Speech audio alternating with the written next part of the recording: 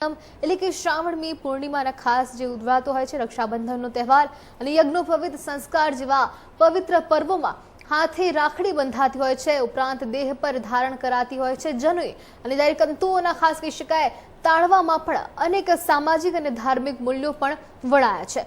રક્ષાબંધન પર્વ શ્રાવણી પૂર્ણિમા નિમિત્તે વેદાચાર્ય જિગ્નેશભાઈ શુક્લ દ્વારા શાસ્ત્રોક્ત વિધિમાં નૂતન યજ્ઞોપવિત ધારણ કરવાનો ખાસ કાર્યક્રમ લુણાવાડાના લુણેશ્વર મંદિર પાસે ખાસ યોજવામાં આવ્યો હતો। યજ્ઞશાળા ખાતે ખાસ કાર્યક્રમ યોજાયો હતો।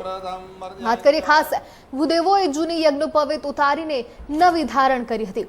રક્ષાબંધન પર્વ શ્રાવણ પૂર્ણિમા નિમિત્તે શાસ્ત્રોક્ત વિધિના નૂતન યજ્ઞોપવિત ધારણ કરવાનો ખાસ કાર્યક્રમ પણ લુણેશ્વર મંદિર ખાતે યોજવામાં આવ્યો હતો, યજ્ઞશાળા ખાતે યોજાયો હતો અને જેમાં ખાસ વાત કરીએ મહીસાગર જિલ્લાના સમસ્ત બ્રહ્મ સમાજના રાજ્યકક્ષા દ્વારા આયોજિત કરવામાં આવેલા કાર્યક્રમમાં ભૂદેવોએ પવિત્ર પર્વને નૂતન યજ્ઞોપવિત ધારણ કરાઈ હતી। ત્યારે વિશ્વ કલ્યાણની ભાવના સાથે મહાદેવની આરતી સાથે હર હર મહાદેવના જય ઘોષ પણ કરવામાં આવ્યા હતા।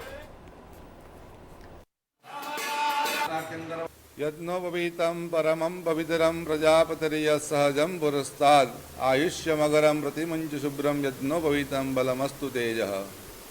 આજે લુણેશ્વર મહાદેવના સમીપ યજ્ઞશાળાની અંદર વિપ્રમંડળ દ્વારા અનેક ભૂદેવો દ્વારા યજ્ઞોપવીતનો બદલાવાનો જે કાર્યક્રમ હતો, શ્રાવણાકર્મ યજુર્વેદનો આજે જન્મદિવસ, ઋષિમુનિઓને આપણે ધન્યતા આપવાનો સમય એટલે શ્રાવણાકર્મ, વેદોનું અધ્યયન કરવું અને વેદોના આશીર્વાદ લેવા, ઋષિમુનિઓનું પૂજન કરી અને યજ્ઞોપવીત બદલવી અને ધન્યતા અનુભવી અને બ્રહ્મત્વ ટકાવવું એના માટેનું આ કર્મ કર્યું અને એને બધો બલિ રાજા દાનવેન્દ્રો મહાબલ તેન ત્વમિજ્ઞામિ રક્ષે માચલ માચલ। બલિરાજાનું સ્મરણ કર્યું, મા લક્ષ્મીએ બલિરાજાને જે રાખડી બાંધી હતી અને એના દ્વારા આપણે પરંપરા દ્વારા બહેનો છે ભાઈઓને રાખડી બાંધે છે।